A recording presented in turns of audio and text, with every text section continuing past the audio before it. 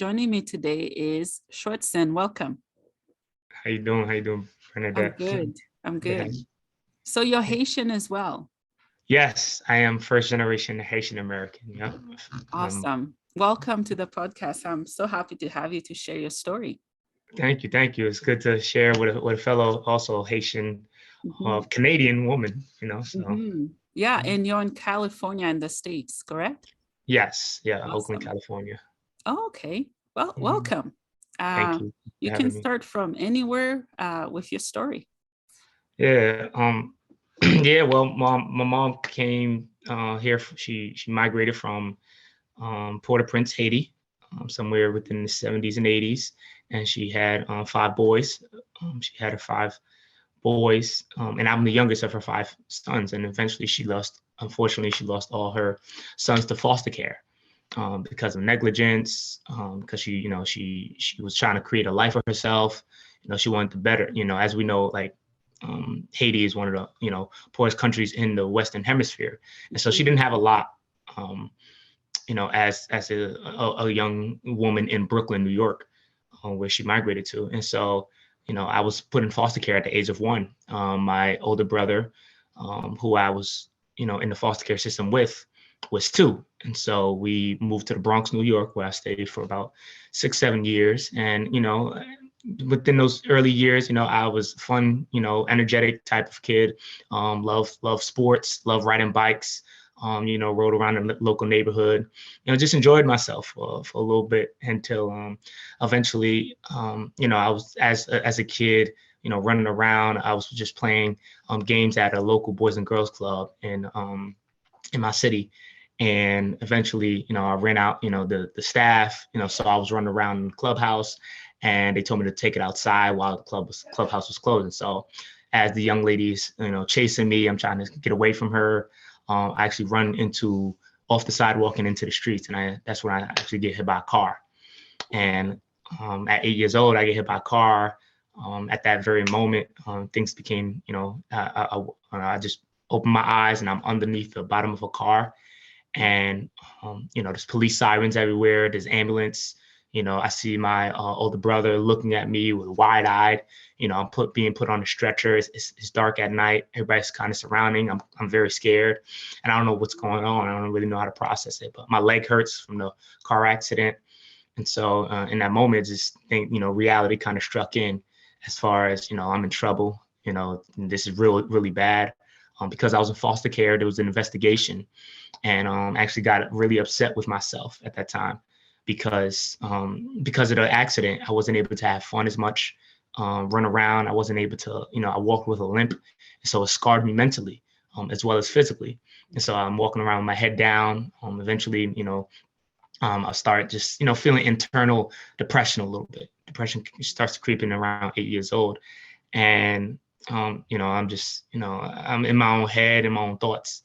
Mhm. And me and my brother got into an argument at the Boys and Girls Club, and they took me into this room where they started asking me questions about my personal life, about what's going on at home and things like that. And eventually, the investigation leads for me to be taken away from that one foster home, my foster mom, and put into another foster home. I was actually put into 2 different ones before I actually ended up in a group home. And then, I ended up going in this white van where the foster care system takes you to, a random stranger's house. And I go into this Staten Island resident home in New York, and I met with a social worker goes and opens the door, and I met with a 6'4" bald guy, dark skin. He had no teeth on the top bottom row, and he had a hunchback. And he greets us. He's like, "Hey, welcome." He seems nice at first, and then as soon as the social worker leaves, he starts drilling me and my brother with questions. What happened in the last foster home? He's just a very militant man, and I'm answering as best as I could, but I kind of lie. As a kid, I like lied not to get in trouble. So I guess he knew that I was lying, and so he slaps me across my face, and I hit the floor on the first day that I'm there. I start crying, and he said, "I'll give you the first rule of my houseboy." He said, "Real men don't cry here." And so at 8 years old, I'm faced with a brand new reality about what it means to be a man, not to cry. And so, from the age of 8 to about 14, I took on this men don't cry thing. Boys don't cry.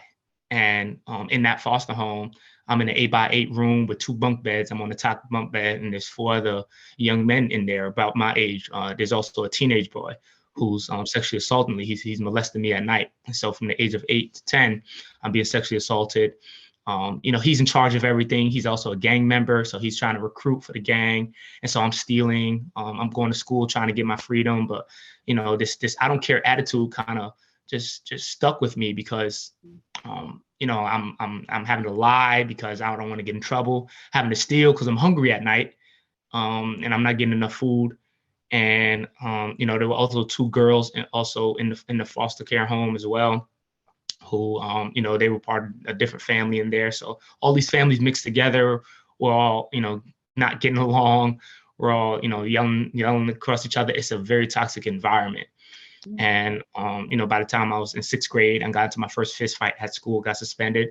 When I was in 7th grade, I bursted out of anger, threatening to blow up the facility and the school officials, and I got suspended, nearly arrested at that time. And then by the time I was in 8th grade, I had gotten to already so much trouble. I was already being isolated at the foster home, just isolated on a staircase where I was just by myself, where I was being punished. I was being abused, physically, and by the time I was in 8th grade, I was already a full-blown gang member. I was like, I didn't care. I had a lot of time to just think to myself.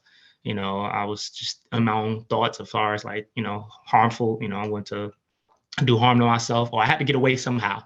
The teenage boy who was still there, he was still running in and out of homes, running away at night. And I was like, one day I'm going to run away. I'm going to run away too. All the influence, about the street life, was what I was kind of building my identity on.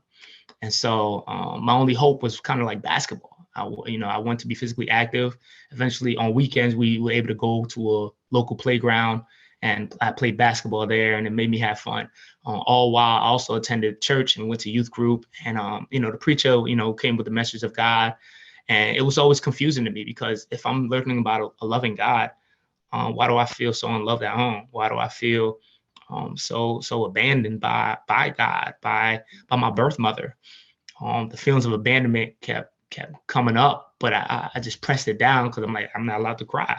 I'm not allowed to feel those emotions of what it's like to be an abandoned orphan boy, and as I'm being rebellious, my older brother, who's also with me, he's being obedient. He's kind of listening to all the rules. He's influenced by the gang a little bit, but he's staying in the books. The man who, the bald head guy, the warden is what I call him, Mr. Jarman. He's there. And he's, took my older brother under the wing. He started kind of maturing him a little bit because he realized he was very obedient, submissive. And, he didn't cause him any stress or problems. My brother didn't get in trouble at school. I did. And so I asked, and by the time I was in 9th grade, I asked the warden, can I join the basketball team? He tells me, yeah. So I made the basketball team. And I'm thinking, okay, like I can do basketball at least, I'm at this new school. The gang members aren't really around.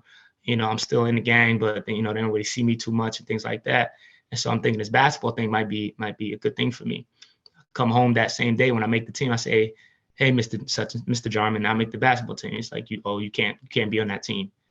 I don't think, like, it was like he didn't believe that he wanted anything from me. Like, you said I could join the team, but I ended up not being able to play. Mm-hmm. And so at that time I was like, well, there's no point of doing anything at this point. I have no motivation for anything. I'm being influenced by the gang. I'm carrying knives. I'm doing, putting in work for the gang and things like that. I'm fighting. And so eventually I run away from home. I robbed this young girl at school. I get caught. They took me to the principal's office. They tell me to go home, and I never go home. And I just live my life on the street for a few weeks. And I'm with the homies, with the gang members. I'm telling them, what's going on. We smoking.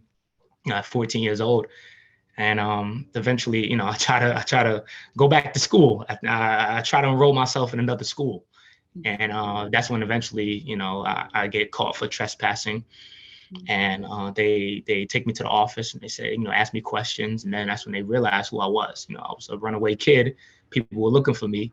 And, they took me right to the precinct, also the family court. And so, as the judge is looking at my school records, I'm handcuffed to a barbell or to a, steel bar. The foster father comes in along with his wife, who was also, she talked about God, but she wasn't really present and active growing up. It was he was the main dominator. He was the force in the house. He was the voice. He was the one that instilled fear in the house. And so she was submissive. She had a, quiet, calm voice. She wasn't active at all.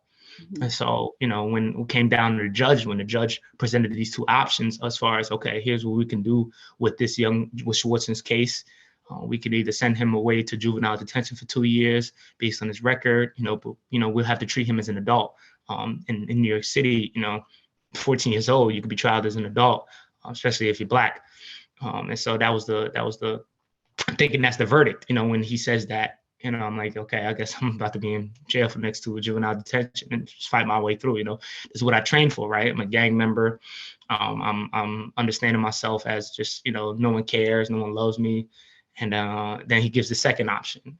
My head kind of gets up. He's like, well, you can take him home, Mr. Jarman, and he'll do 1 year's probation. He'll have a curfew, but after that, he's your problem. Don't bring him back here. And Mr. Jarman, by the grace of God, said, I'll take him home. And at that moment is when I realized I was gracefully given a second chance to do the right thing. And with that second chance, I was on probation, so I couldn't really hang out with the homies, couldn't really, stay out past a certain time. Eventually, Mr. Jarman fell ill. Like I think that was God's mercy on me, because he got into the hospital for the next 6 years. It happened immediately. He got kidney failure. He's in and out of hospitals. His wife is taking care of him. So now I'm on my own. I'm like, well, the wife isn't really there as much. He's not home, so I'm like, I can join the basketball team. I can kind of do my thing. And that's what I do. And, I immediately start I become, pretty popular in high school, and all that popularity, starts getting to my head. I'm sleeping with girls and, experimenting with alcohol. There's no real substance to what I'm doing in life outside of basketball. I'm going to youth group as a teenager now, but I'm a popular kid, so I don't really think it's cool to worship God. I still have these questions about who God is and why he loves me and things like that. And, even though, church people are praying for me, they recognize me. They recognize me from when I was younger. I didn't really have a real connection up until about college. So I'm like, I go away in a college scholarship. I was able to, earn a scholarship for basketball. People praying over me. They said they wish me well. 1,200 miles away from home. I start to again get popular again, as a freshman playing college basketball. It was fun. I start really getting indulged in the alcohol, partying, women, drugs, all of that. And it's taking a toll on my body. So now I can't perform as well in basketball, and everything that within my identity was about basketball. I went away to school for basketball. Education wasn't a huge priority for me. It wasn't like, I'm going to school for academics and I'm on the side, I'm play basketball. No, academics was always the side. And so when I didn't do well in basketball, it made me feel low. It made me feel really low. Extremely low. And when I drunk and I got high, it made me forget about that. And eventually, that became my routine for about, 6 to 8 months. And on that, that last day, there was a moment where, I kept hearing voices about, I'm not loved. No one cares. Give up basketball, just give up. I kept hearing these voices. And I went to my dorm room, and, while I was crossfaded, I was drunk and high. I went to my dorm room and I saw a shaver on my dorm room bed, start on my dorm room sink. And I picked up the shaver because I'm like, in my mind, I'm thinking no one's going to care if I'm no longer exist. No one's going to care if I die. 18 years old, these are my thoughts, extremely low self-esteem and depression. And at that time, I thought about taking my life. And I got desperate. I asked God, I said, God, if you're out there, if you're real, can you show me? Because I need help at this time. I need help at this moment. I need something. I need you to show me something. Because if not, I don't know what to live for. Mhm. And after that prayer, after that talk, I felt my body kind of tingle. Um, I dropped the shaver, and my heart just started beating fast. I remember just dumping. The heart just started beating really fast. Boom, boom, boom, boom, boom, boom. Kept beating really fast, and I'm kind of shaking. I'm like, my hands are shaking, and I'm trying to I'm thinking I'm having a panic attack. I don't know what's going on. So I start to lay down. My heart's still pounding out my chest, and I'm just like, God, is that you? I'm like, it's the God, that must be you, you know. And next morning I woke up and I realized, like that experience of being in that dorm room, Mhm. um, the toxins left my body. Mhm. As I looked up at the ceiling, the toxins left my body. At the same time, I believe something was entering in, and I believe that was the power of God through the power of the Holy Spirit, because I called upon Him, and I'm like, at that moment, I realized that there's a God who's out there, and I got to learn more about Him. I have to learn more about my Creator. And so eventually, I go back to New York City. I go back to Staten Island, New York, and I start going to church. Start learning more and more about God. I start understanding why He died for me, and how He why He loves me, why we're created by Him. I start learning all about Christ, and my life doesn't really take a dramatic shift until I meet my first accountability partner. His name was Kevin. And through that, me and Kevin's relationship, we built a brotherhood. And then that's when I realized this walk was about relationship, and it's about relationship with Jesus, with God. Mhm. And through that relationship, he's asking me questions, I'm asking him questions. He's making sure I don't go to those parties. I'm losing the desire to drink. I go back away to college, and I'm not desiring to drink anymore. I'm not desiring to sleep around. Like, my desires were changing, and we're starting to pray more. We're starting to go to go to church together. I worked at a Bible camp, to get away from New York City.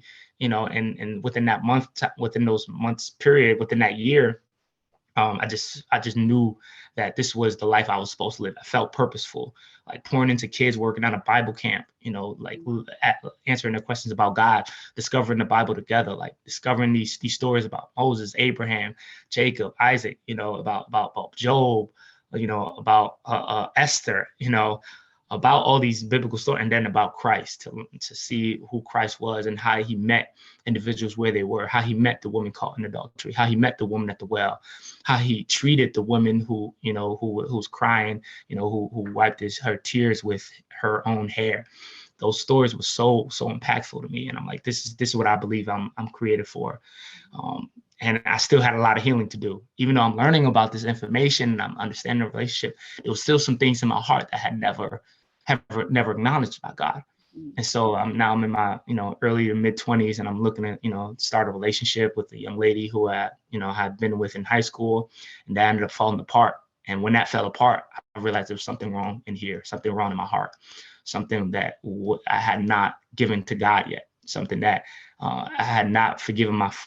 I still felt feelings of abandonment after she left me, because that was my only thing. I was like, don't leave me. We'll get married. We'll do this. Just don't leave me. And it re-traumatized me from when my mom abandoned me. And so I was homeless for 6 months in my mid 20s. And so I started writing a book. And during that book writing process, I just was writing stories to my long lost family I had never met, other than my biological brother. Thankfully, my biological brother let me, the one who grew up in foster care with me, he let me stay at home at his house. I slept on his couch while I was homeless. And so, for 6 months, I'm writing these letters. I'm looking for them. I'm praying to God. I know He's good. I know He's faithful. I know I got some unforgiveness in my heart, and I know I need to repent from that. I know I need to change my ways. I know I need to change my attitude. And through that process, I ended up finding who my biological mother was at 25 years old. Heard her for the first time, and the first thing I asked was, where did my name come from? Where did you get Schwarzenegger? And she told me, she named me after Arnold Schwarzenegger. Mhm. And it was a beautiful, beautiful kind of moment. It wasn't, all peaches and cream right then and there. Of course, I learned the mental health issues from my mom's side of the family, the generational things that wasn't going on from my mom and my dad's side. My dad had 12 kids. I'm one of 12. known children, from a Haitian man who was born, raised in Haiti, and died in Haiti. And so I started learning kind of more about myself, all while making sure I was anchored in Jesus, making sure I was anchored in the Lord. And so I started mentoring kids. I started telling more and more about my story. I started going to conferences and kind of speaking out what it's like to be voiceless, what it's like to feel powerless, and then, post Christ, what it's like to feel empowered, to feel purposeful. And so, all that pain that I've experienced, that, human emotions, and even I was neglected as a kid, I turned that and I wanted to form into a bigger purpose. And so it's what I call like the pain to purpose process, and what's helped me through that. And I gave God the glory throughout that process. And so, yeah, that's my story in a nutshell. That's incredible. You're a very good speaker and storyteller, and I love everything you've shared. There's so much to unpack. I got to start somewhere. Let's start at the beginning. I've never been hit by a car, and you were so young. I'm terrified of cars trying to cross the street. That's a lot that you went through at such a young age. And that was a time when every child should have a mentor, a protector, a guide, someone to love and help them. And that was a lot. Let's talk about the foster care system. Okay, I've been in the foster care system. You're in the States, I'm in Canada. I don't think it matters what country. Part of it is still very screwed up. And stuff that goes in there, the government doesn't always help. Right. And there are kids that are being abused every single day. Sometimes they tell people what they're going through. No one believes them. Right. I can tell you, I believe you. And I know you'll believe me if I were to share some stuff I've been through in foster care. Right. Because it's very, very traumatizing and painful. Right. And I'm so grateful to meet you and to know that there are others like me who are using their voice and experiences to make a difference. So thank you. Amen. Thank you. Glory be to God. Yeah. Yeah, that was one of the hardest things. As an adult, to remember those traumatizing experiences and try to process it as an adult. So, even though I'm in my, mid-20s, trying to recall me being sexually assaulted, it made me feel like I was an 8-year-old boy again, being assaulted. And so I didn't really have the verbiage to do it. I just kind of cried a lot.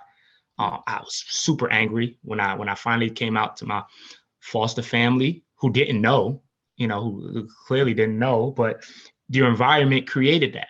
The environment created the fact that sexual assault, multiple, for years on end. I wasn't the only child in that house that got sexually assaulted.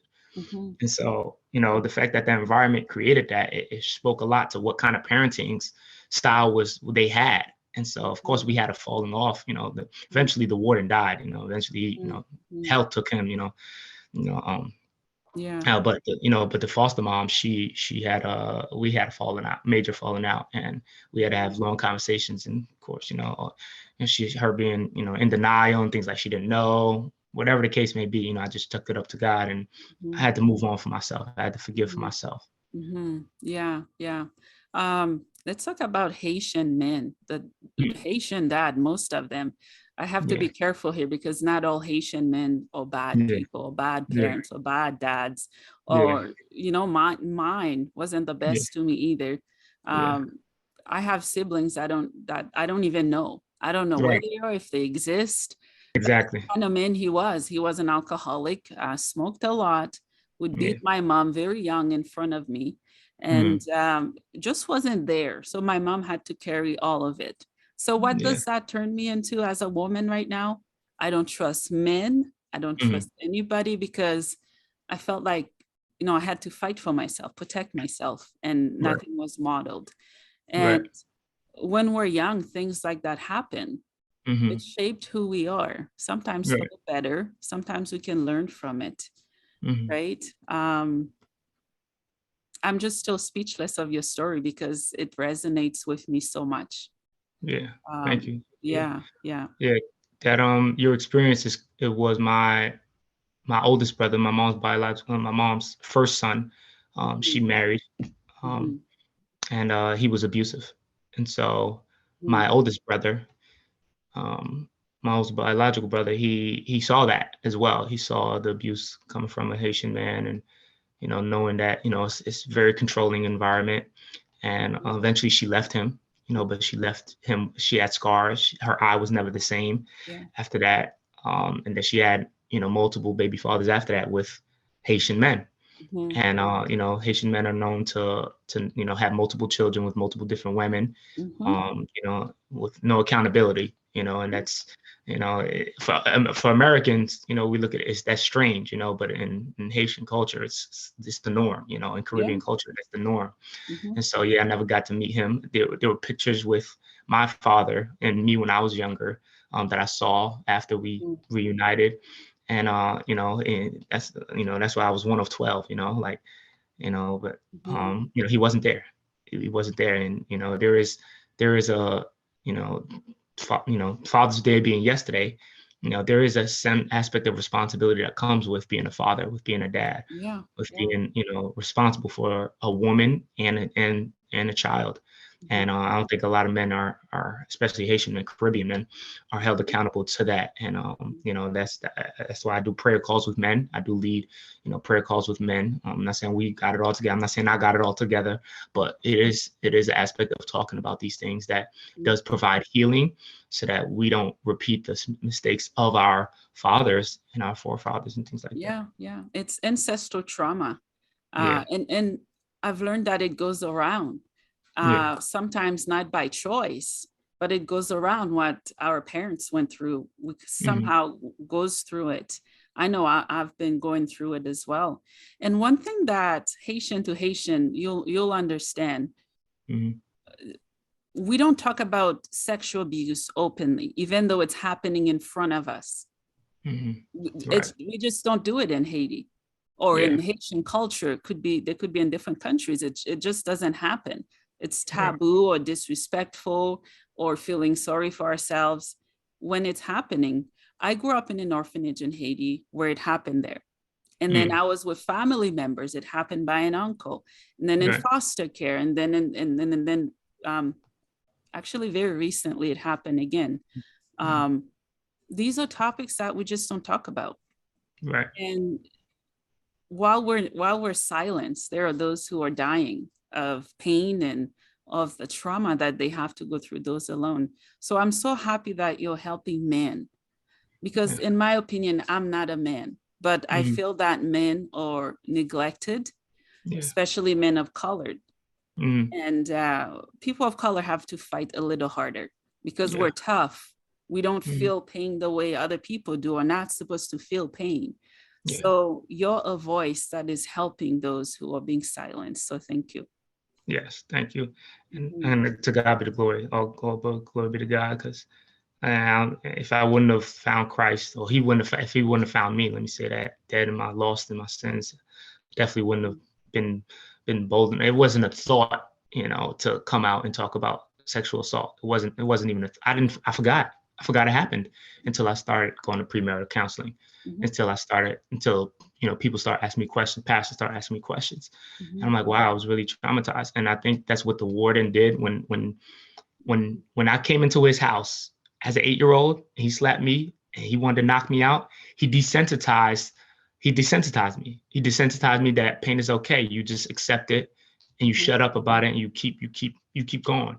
And I'm sure that's how his father raised him. But that doesn't work these days. No, it's too much mental health going on. There's too many outlets. Like now when I speak, like, I didn't want to tell people about I was sexually assaulted. I felt embarrassed. I felt like, I don't know, I felt judged. I felt like, in some ways, even less of a man, because it happened to me when I was a boy and I couldn't do nothing. I couldn't protect myself. I couldn't fight the person, things like that. And you know what? Those are things that a lot of women go through. It's like they've been going through that for generations. I'm sure my mom was assaulted sexually for years. I'm sure that she would never admit, because she lost her parents at a certain age. I have cousins who I know went through foster care, who, again, that happens so frequently and is, unfortunately accepted more widely with women because like, oh, it just happens and things like that. But when we have a passive approach, and this is where my conviction goes, when we have a passive approach with moments like that to say that rape culture is okay, we begin to lose the fight of what goodness, of what good people can do, of what the goodness of God can do through people. And that's what it comes down to. Because even though I have a traumatizing past, I'm still fighting for those voices that may not be able to have that past. There's still women out there who may never ever talk about that. But when they hear a story like mine, it's like, if this brother can do it, if he can do it, I can do it as well. Because there are men who I've talked to, they're never going to say it. They're never going to admit it. And they've accepted that. They're in their 40s and 50s. They're fine with that. But, if I can reach them, to God be the glory. If not, I'm still going to plant the seed and still tell my story and share it and give God the glory for it. And I will say, I'm sorry it happened to you. And I also say sorry to myself too, that it happened, because when we're so young, we're vulnerable. And when we grow into adults, we blame ourselves for things that were outside of our control. It's learning to accept that there was nothing we could have done at the time to escape it. At times, there are ways to escape it. Maybe it's telling an adult or telling an officer or whoever. But I find that most kids are not believed. That is the death of our youth. We grow into adults. We have so much anger. And the anger we carry, society blames it on either a past or where we're from, not knowing that it's the pain and trauma that makes the anger rage the way it is. And obviously, it's okay to feel anger. And I want to let people know that it's okay. And you're right, when it comes to men talking about sexual abuse. We haven't even touched the needle with it. Because the more men speak about it, like the more healing happens, and we'll be able to protect sisters like women. We'll be able to protect women from those predators out there. I'm not going to call the men who do that men. Those are predators. Those are individuals who pry on little boys, girls, and grown women and things like that. Those are they're sick in the head. Like they need more than just help. Like, they need a whole rehabilitation thing to think that's okay. And, for me, I had to forgive my assaulter. He was a teenager, I'm sure he was, whatever case. I'm not trying to rationalize it. I just can't give it to God. And I say, like, this is the environment this is what happens when you create an environment that's not healthy, that's formed like a prison, when no one has a voice, when, like you said, when you're not believed. And that's the biggest thing is like, if you get past the belief that someone might believe you, then you run into the issue with, I don't want to get them in trouble, or I don't want to cause trouble. I don't want there to be a big deal. That was one of the fears as well. It's like, am I going to get in trouble? Like, and if I'm believed, and then the fear of retaliation. There's so much to unpack when it comes to that. Again, rape culture, unfortunately, that's real, but that doesn't need to be talked about. Again, the more talk about, the more we find solutions towards it, the more we can create systems that prevent it. That way it doesn't keep happening. And just creating system within governments, programs to actually put those people away and to keep them there for the time that they need to be there. Because very often these people are released back into the community and they're living their full life while their victims are dying, trying to survive, right? It's creating the fairness in the justice system, which, for many, we may feel that we've been let down by the system. That's something I hear a lot. Not everyone is able to open of how the system let them down. Like you and me, we can say key points of how the system actually let us down. And I find that when we're talking about stuff like that, there are those who are angered. Sometimes I don't know why. Sometimes I figured maybe they go through the same thing and it's triggering something for them. Yeah. right? How, in your opinion, how do you think governments from different countries, obviously we're in separate countries, but close, how do you think they can work together or change different things to help those in the foster care system and within sexual abuse as well? Yeah. I think it starts with the heart of leadership. Mm, Being able to know that people in these offices and who are in leadership positions to want to care about the policies that are in place right now, care about, okay, if 70, let's say, I think the statistic is about 70% of kids in foster care move on to assistant living, and then they end up in right, prison, right? They end right. up in jail Mhm, because they're not given the proper support of how to deal with that. I don't think there's enough mental health support as well when it comes to rehabilitating a person into the real world. Like foster care is not the real world. It's, someone is guardians, you call them guardians. mhm, Everyone's experience is different, especially if you're not adopted. I was adopted. I was a teenager. I was already kind of my own person. And so mhm, they don't really, talk to you about the adoption process, what it means in the long term. I think once we start speaking about what it means, as in for your 20s, for your 30s, for your 40s, for your 50s, I think it opens up the possibility of what we can do to create a system that's going to help support them, because none of us have to be in foster care and things like that, you know what I'm saying? Like, mhm, so we need to create that system that's going to have caring leaders. It's mhm. got to have a caring spirit, because most of these people who are in social work, they're apathetic. They don't, it's a job to them. It's no spirit involved in their work. There's no soul care. If my social worker had a soul care, they would look at that 8-year-old boy, me, and they're like, no, son, why he don't speak? Mhm, Why he not saying anything? Let's get him some therapy or something like that. You mhm, would you would notice. Why? Because I work with kids. I say something's up, and now I have an eye on what to look for that. And there's individuals in these positions that don't have a care for that. There's no policies in place for it. So again, I think it mhm, starts with the leadership, with philanthropic work with people who speak up more, with like building connections within the neighborhood to say, hey, this person's foster care. Can we have a community look after him? Can we have people check in after him? Not just a social worker on a home visit. That's not what I'm saying. Like that's part of their job. Like, no, they need a faith-based community, something enlightening, get them in the program.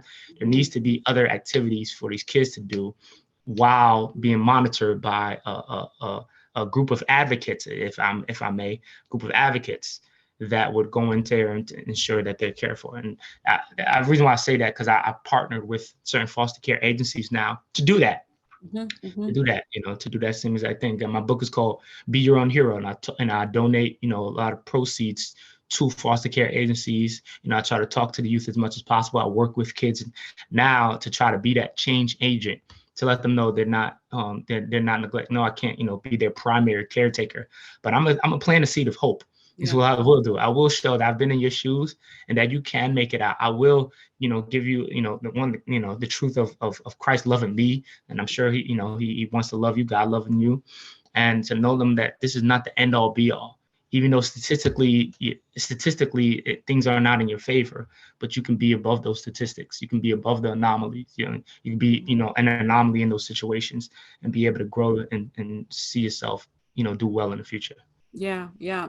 And also for governments or agencies to do extensive background checks on who they're uh, giving kids to, Yeah, yeah, because so many people use foster care or adoption, whatever it may be, as a transaction, not a life, not a soul, not a person. That's why there's all that abuse, I believe, as well. If they yeah, did the proper check, the home check, obviously, as a child, when there are visitors coming, the parents gonna look all put together and dress yeah, right and vacuum and do all that and speak so well that you don't think they're fucked in the head, right? right, And right. when they leave, that's when they let loose and go to your room or hit and all that, right? Yeah, They need to do more. yeah, They need to do more. Go in the homes yeah, when they least expect workers to come or whoever to come, right. right? Like, Yeah, they don't know at times who they're giving kids to. No, yeah. Right. And Yeah. yeah, and those kids, I was one of those kids who was very angry at everything, anything government. I didn't care Yeah. because when I was helpless and hopeless and at my weakest and young, I didn't have the help. I didn't have the protection that I hear people talking about. Right. Right. Right. No, Mhm. absolutely. And I felt the same way. And so I could not just empathize, sympathize, put myself in in your shoes in that Yeah. same way, where it's like you're alone. You're alone. No one's coming to that was the inspiration behind my title of my book. Be your own. My mom's not gonna kick down the door. You know, my pops is not gonna come and rescue me from my abuser. I was Mm. gonna help you, yo. You got to do something. Yeah. You got to take action. Mhm. Something in your heart, like you're a person, you're a human being. As much as they want to dehumanize you and label you an animal and treat you like a pet and do all those things and diminish your body and things like that. No, you are a human being and something inside of me. Mhm. Maybe it was the grace of God before I even knew him. It was like you cannot go back. You gotta do something.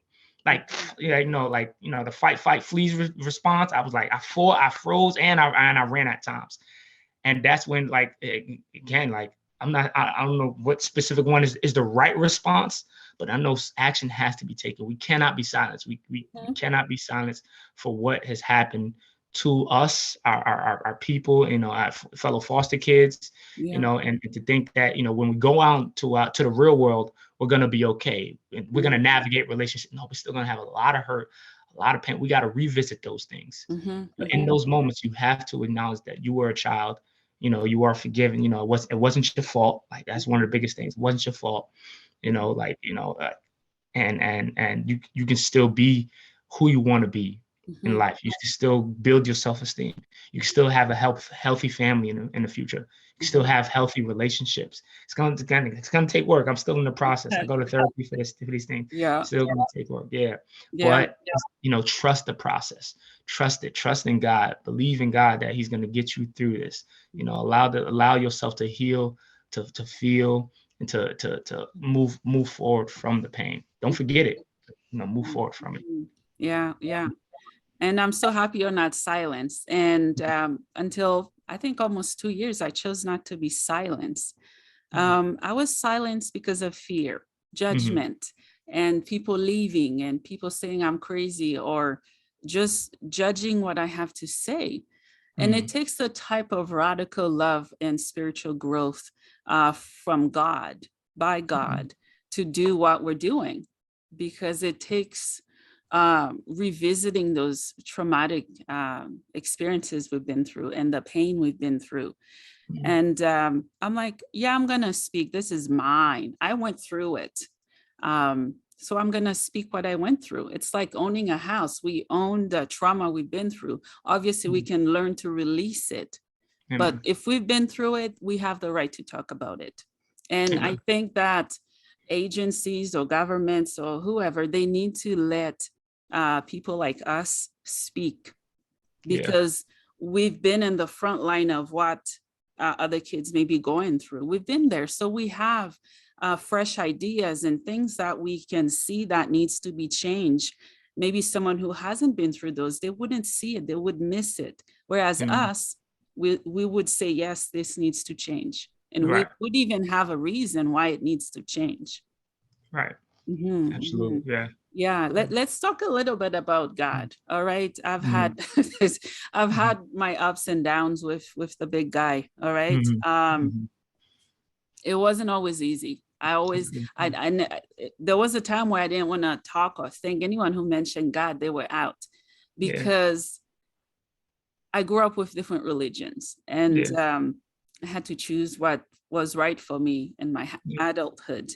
Yeah. And also my question was, this God that everyone loves and is praising, let me go through what I went through at my weakest when I was so young, and I'm still broken and Yeah. hurt from it, right? Yeah. There were all those different voices Mhm. and questions that I didn't have Right. answers to. Mm-hmm. But for the longest time, I just I don't know, I didn't like God because I Yeah. thought God didn't love me. If he Right. loved me, why I went through all that stuff.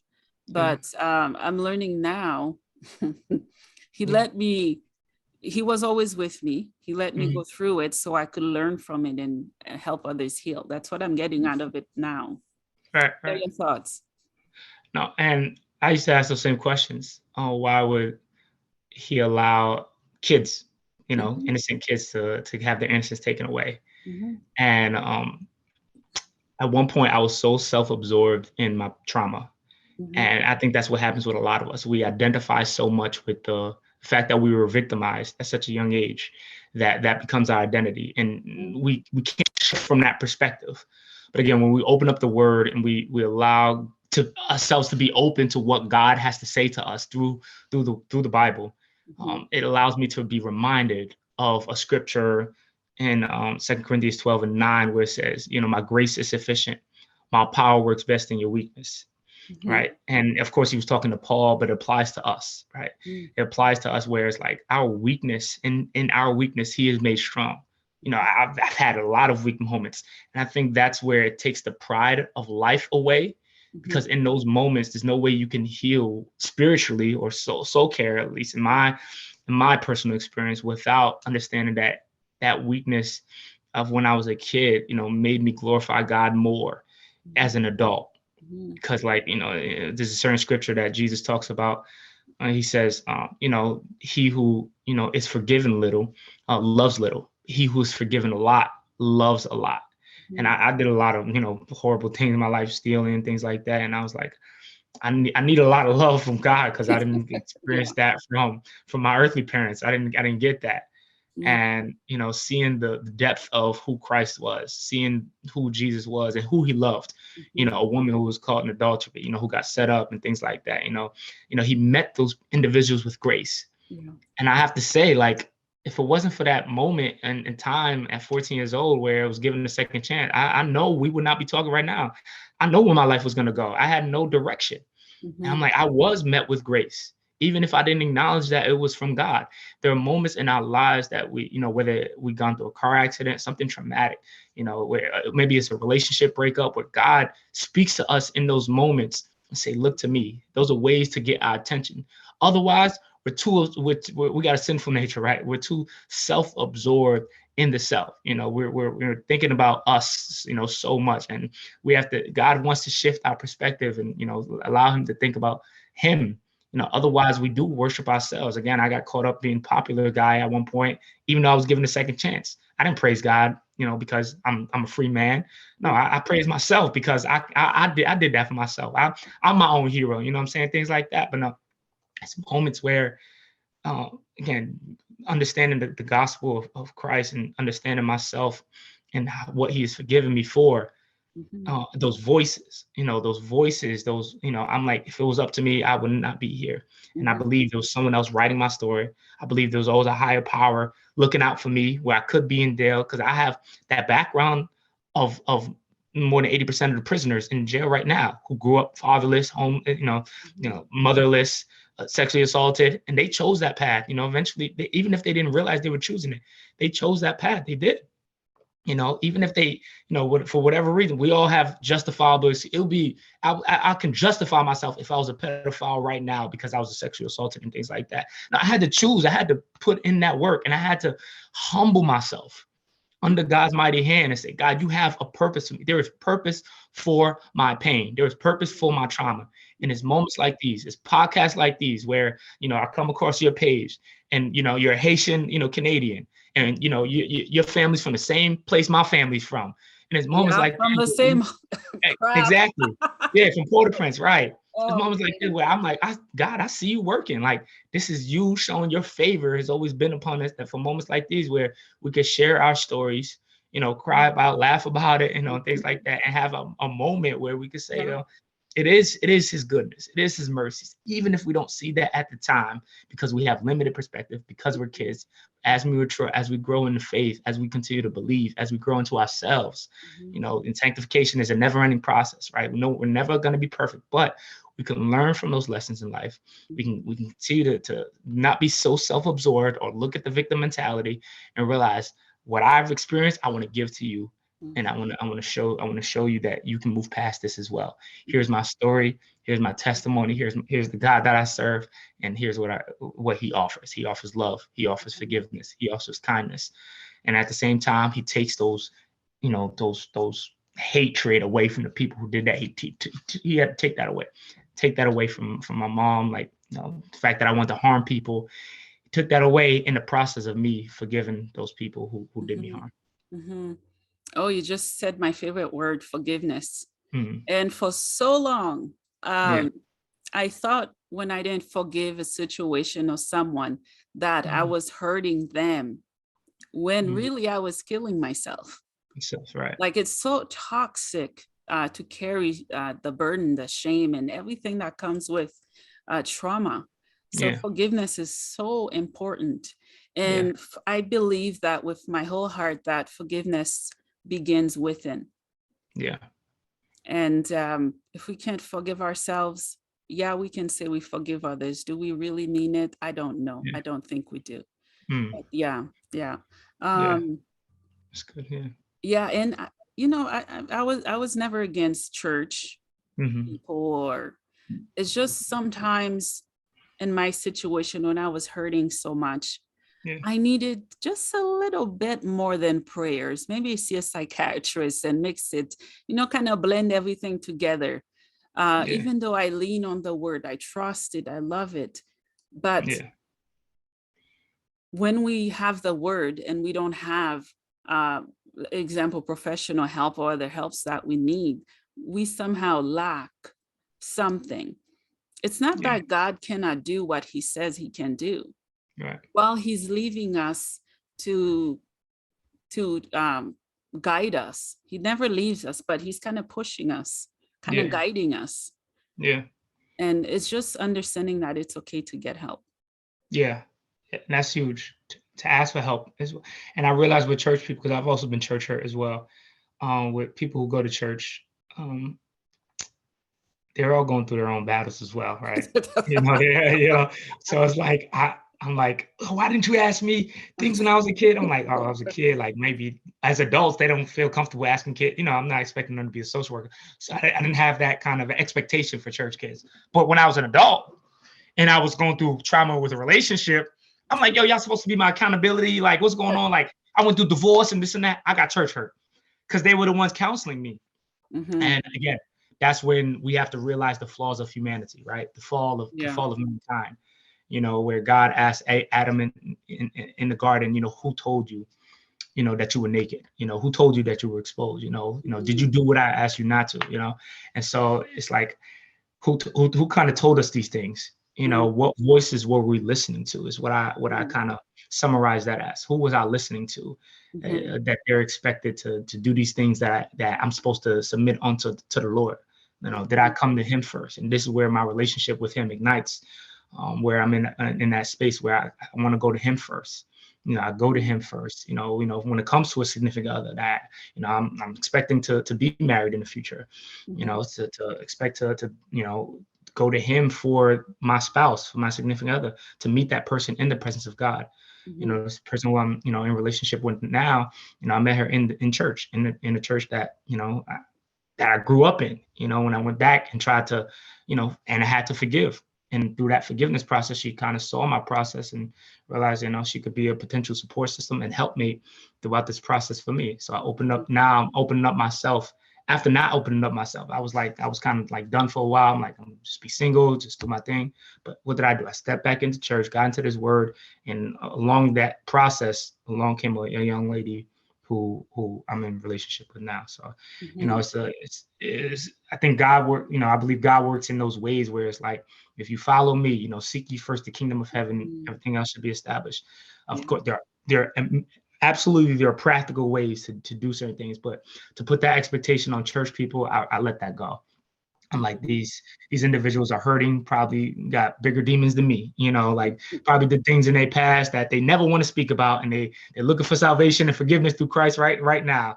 And depending on the depthness in God, everyone's, spiritual journey is a little different. Depends on, how much they open up. Are they just a church person who goes to the pews, listen to the pastor, and they go home and don't pick up their Bible till Sunday kind of church, or do they actually walk with with the Lord? Yeah. Do they pray with their children? Do they talk to God in their secret place? Do they do those things? This is it's a difference between religion and relationship when it comes to church people, that it can be apparent by how someone talks about God. You can kind of see where they are with the Lord. Yeah, I agree. For me, I find, when I was going through those things, when I went to church, I was falling apart, but I was in an environment that it felt like an illusion that everyone was put together when I was falling apart. I was yearning, my soul was screaming for anyone to see what was shattering and breaking in me. And I was suffocating trying to put myself together when I had nothing together. That has always been my battle with church. I love God, I pray, but I think that people need to not giving permission. It's a place that we can all come, whether we're broken, and show that brokenness and not hide it and go home with it. Amen. Amen. Thank you. I think that was very well put. Thank well you. said. It's like brokenness. You don't know if you'll be accepted by your brokenness, and that's where, the relationship with Christ, with God, it trumps the relationship with people. It comes God first, then people. That vertical relationship has to come first. Otherwise, we will be self-conscious. That's what I would call that. It would be a self-conscious moment to be in the church. Again, I didn't, post 2020. For me, I didn't think the church did enough when it came to caring for Black people. That was one of my church hurts as well, when it came to, Black Americans getting killed, at an alarming rate. And I'm like, where the church at? Where we at? That kind of thing. So I got hurt from that because I didn't think they did enough. And I realized, like God was working something out. I had to realize that, again, the human, and I can't depend on a pastor to pastor me into a faithful relationship with God. Like, I have my own faith now. My faith is not predicated on my pastor, on my parents, or my peers. Predicated on what Christ did for me on that cross. And I accepted that. The fact that I'm flawed and I wouldn't be able to do this without him. I wouldn't be able to forgive, move on. I wouldn't be able to even remain broken. I'm still broken in some ways, but remain broken unto him. Remain weak unto him. And I could still feel those feelings of anger and frustration when it comes to the church. But again, that's my human nature. That's my sinful nature. And I submit that onto the Lord. And I say, God, you come first. I'm not going to act on those things. I'm going to continue to seek him in those ways and realize that he same grace that was poured out onto me, he's going to pour out onto them as well. Yeah, I agree. Let's touch a little bit on mental illness, mental health. I'm diagnosed with separate mental health issues. I used to victimize myself. Now I see them as my superpowers. Praise But God. I know for many people, that's not how they see theirs, especially men of colors, women of colors, or anyone of colors. I do find that there's barriers in the healthcare system. There's cracks where we could be treated better and be heard more and not be judged on how we look, and be provided the same treatment that everyone else is provided, right? An example I'll give, I went to visit my sister last year, and we were driving in the highway. There was an officer there. He pulled us over for the last person that speed through, because he had the speeding thing. And my sister, she's a firecracker. She tried to get out. I said, you don't want to do that, right? And with all the Black Lives Matter stuff that was happening, I said, don't do that. Sit down and shut up, right? If I was a different color, would I have said something differently, to her, right? What are your thoughts? That was a lot to ask. Yeah, it's a two-part answer because you hit on the mental health aspect and then get pulled over by the police. Those are those are two. You know what I'm saying? Those are Yeah, yeah. the two things came to mind. I'm like, oh, I've been pulled over by the police, and I also like Yeah. I also have my discussion about mental health, and Mhm. so those are. I guess I'll start with the mental health thing. I actually start off with my book, Be Your Own Hero, with chapter 1 called Diverse Abilities, where there's a author named Toni Morrison. She talks about diverse abilities, meaning like, people don't get, the definers don't get to define who we are. We get to define who we are. And, I was diagnosed with early ADHD, and I took medicine when I was younger. Mhm. I took Ritalin. I was on it in the foster care system. And when I got off of it, then that's when I think the behavior issues kind of started. It mellowed me down. And so my family has a history with mental health. Mhm. Sure, like, there's individuals in my family who's diagnosed with borderline personality disorder. There's undiagnosed schizophrenia. All those, So I'm laughing because it's the same with mine. exactly. I'm sure, yeah. I'm sure, yeah. Us coming from the same, origin of Yeah. birthplace, when it comes to Haiti, I'm sure that was very common, things like that. And so, Mhm. um, and also like even when those things are diagnosed or undiagnosed, right? Sometimes a lot of time in history, they were demonized. If this person was displayed a certain level of mental illness, it was demonic. Let's cast it out in the name of whoever. You know what I'm saying? Like, hey, we got to cast it out. And Yeah. so Yeah. because it's not a healthy perspective, like it's not a healthy perspective to have on mental health. And so now that we're able to have conversations around it, understand what ADHD is, understand what these diagnoses, because everybody, Americans talk about anxiety and depression. That's kind of the buzz thing around in America. But, there's other things beyond that. People don't want to touch on the schizophrenia, on the bipolar disorder, things that, kids develop early on and, are treatable, Mhm. and are, do require extra support, do require. And so the foster care system definitely does not have any support when it comes to those things. Mhm. So I'll say that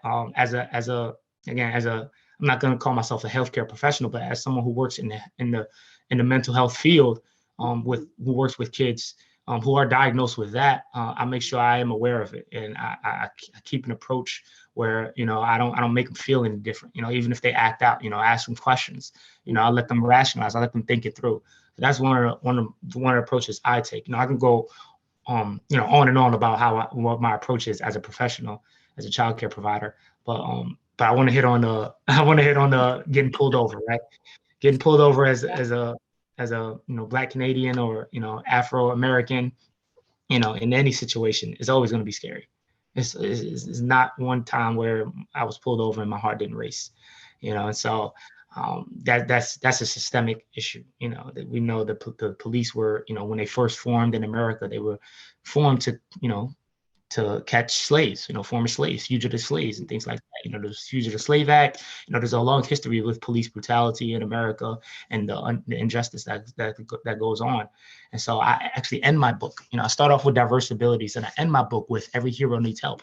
Mm. That's the last chapter. Every hero needs help, because when I got pulled over and I was racially profiled, and I was put in handcuffs, and I was put in that position. I'm like, you can do, I'm a college educated kid, you can do all the things right. As long as you got a skin color that looks a certain way, you're always going to be criminalized. And Mhm. it's unfortunate.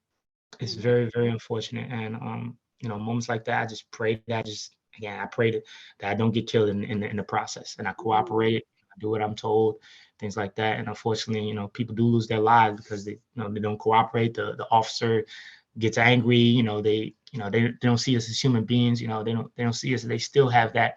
I'm not saying all police officers, but systemically they are trained to look at the criminal element. Unfortunately, we do have that label. We are stereotyped in those ways. So there needs to be a huge change, and the work is ongoing when it comes to situations like. Mhm. Mhm.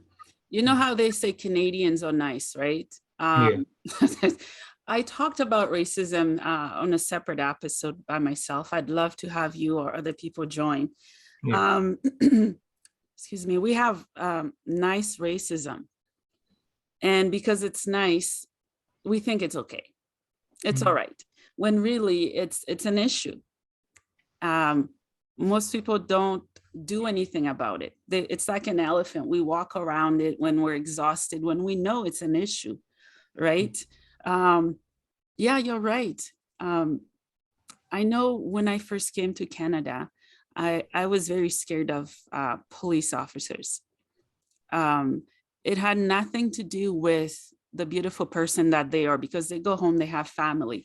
It had to do with what I grew up in and what I saw when I first came here and what I was seeing in the news. I can tell you, there are really nice officers I've dealt with. They see me for me. And this is not a conversation to dehumanize anybody. It's really to have the awareness and to talk about it.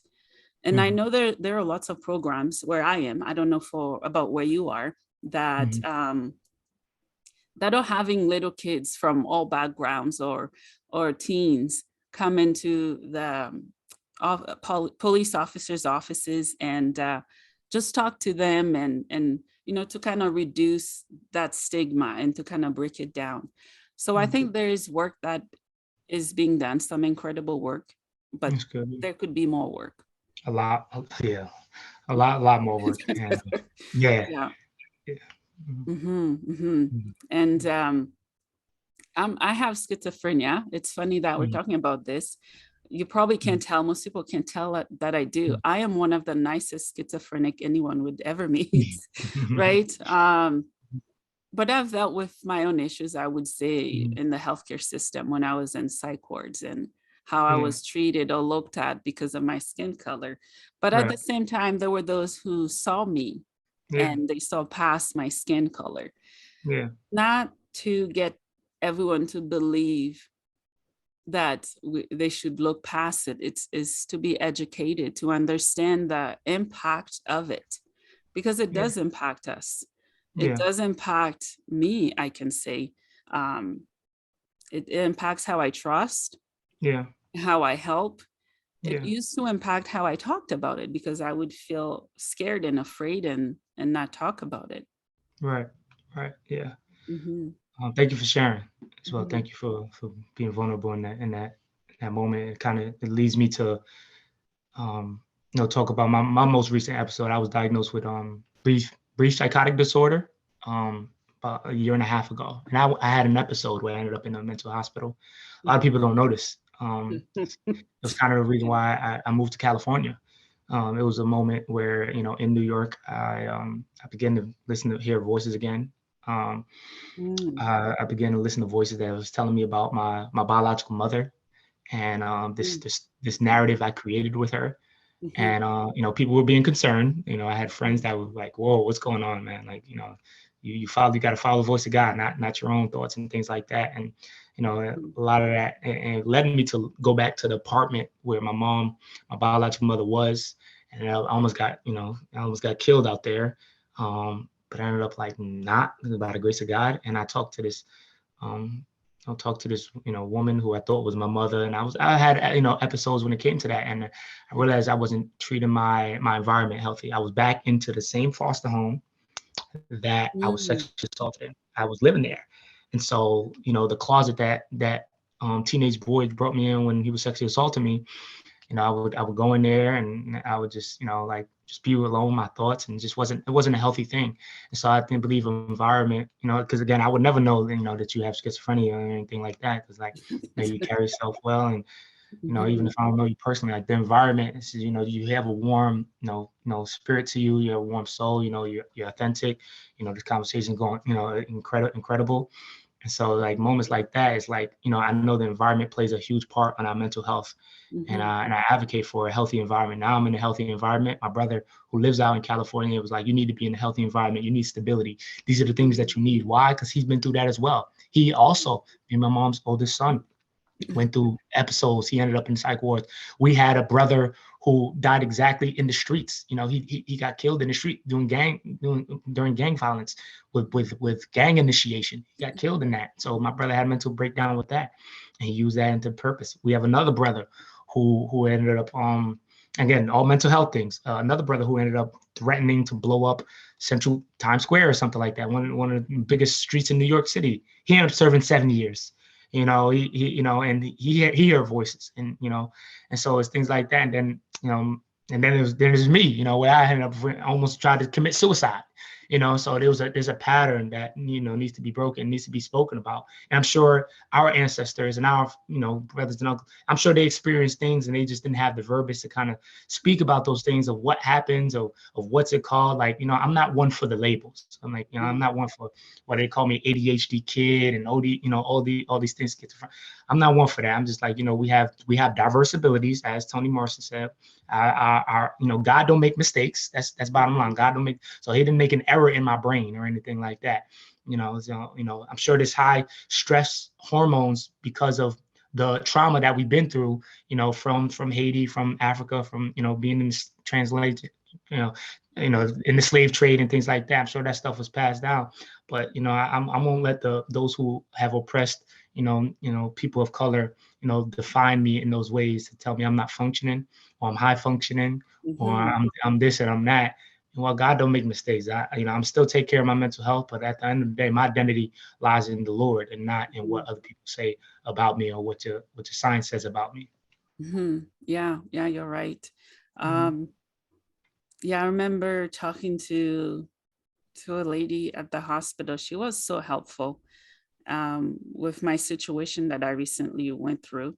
And she was just listening. And I think that's what most of us crave, is for someone to shut up and to listen. Not in a rude way, but she was listening. And then even after I paused, she was still listening. And I think there should be more of that, because we have lots to share, but we don't have enough ears to listen. Like that. Not enough heart to resonate and to understand what we have to share. And it was a good experience. Right. And good.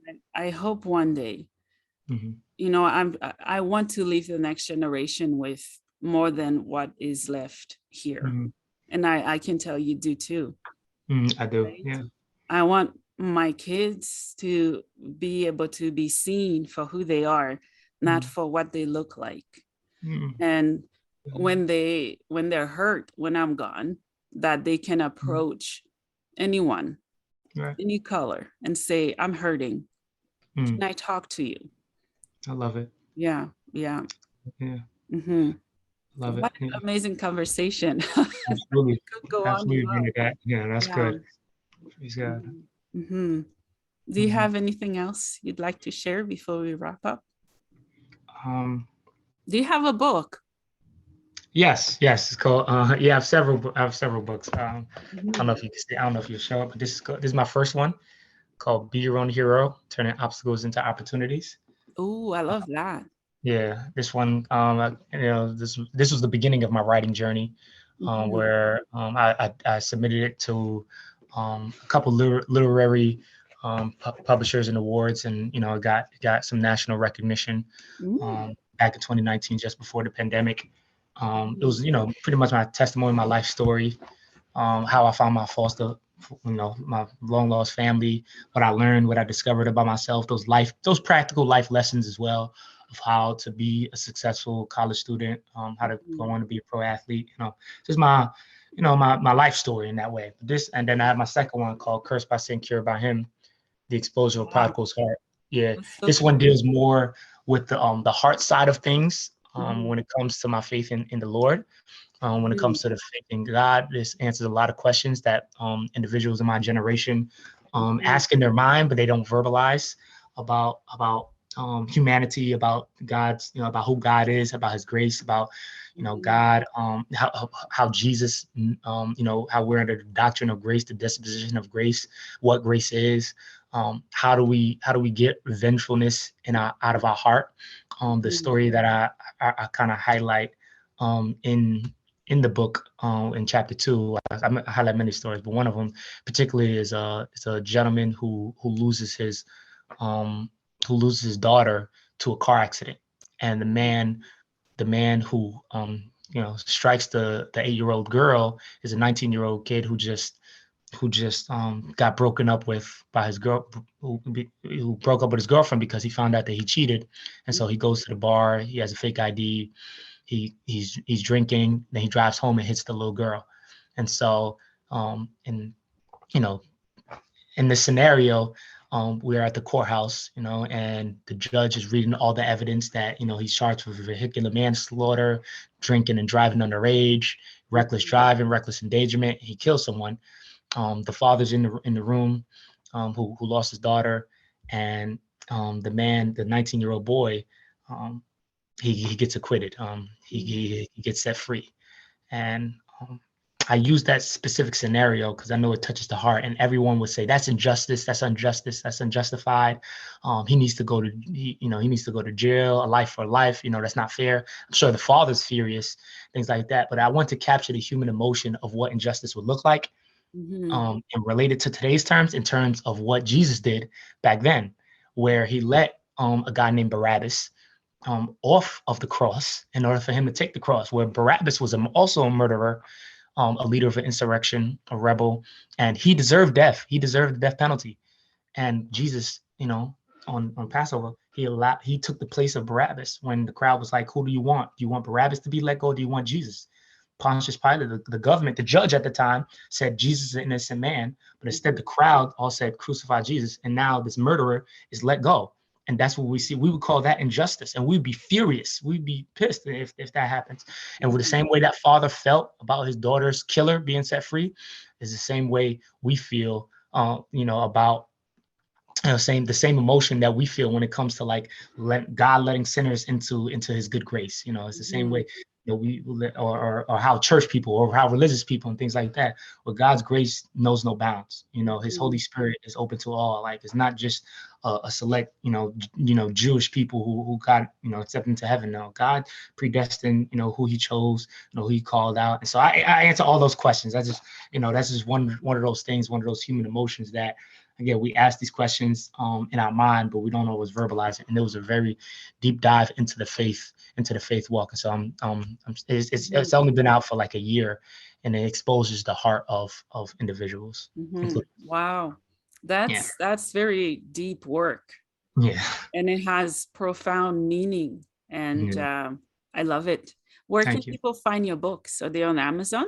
Yes, they're on Amazon, as well as my website. I have a website called Hero Leadership Group, Hero Leadership Group. And it's also on my Instagram, Facebook. They can contact me if they want to bring me in and speak to churches, nonprofits, schools, universities. So yeah, they can find it on Amazon or on my website. That's really cool. Are you on social media as well? Yes, I'm on Instagram. Yep, Schwartzen Precil, as well as Facebook. I'm not on TikTok. I know TikTok is really big right now, so I'm not on there. I got TikTok 2 weeks ago. I still don't know how to use it. That's be my issue. I'm like, oh no, this technology thing. Yeah, we got too much to learn again. Yeah. So. Yeah. Well, thank you so much for your time. Thank you for sharing your story, for hearing part of mine, and for guiding and leading and inspiring. The work you're doing, don't ever stop doing it, because you're helping lots of people. Thank you, Bernadette. I appreciate you. Thank you for having me. You're a great host, and I look forward to future conversations. Oh, I don't know what I'm doing half of the time, but thank you. I really don't. I didn't go to school for this or nothing. I'm just letting my heart speak versus my brain. There you go. So thank you so much for your time. It goes a long way. God bless. Me too.